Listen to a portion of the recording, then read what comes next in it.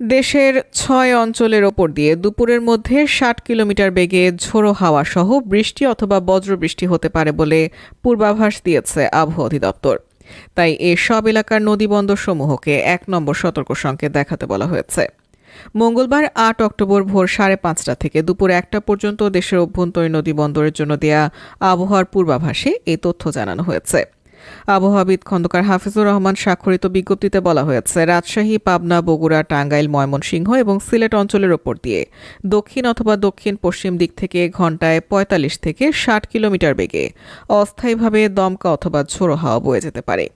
সেই সঙ্গে বৃষ্টি অথবা বজ্রবৃষ্টি হতে পারে। এসব এলাকার নদীবন্দরসমূহকে ১ নম্বর সতর্ক সংকেত দেখাতে বলা হয়েছে। এদিকে সবশেষ ৭২ ঘণ্টার আবহাওয়ার পূর্বাভাসে বলা হয়েছে, মৌসুমি বায়ুর অক্ষের বর্ধিতাংশ বিহার, পশ্চিমবঙ্গ ও বাংলাদেশের মধ্যাঞ্চল হয়ে আসাম পর্যন্ত বিস্তৃত রয়েছে।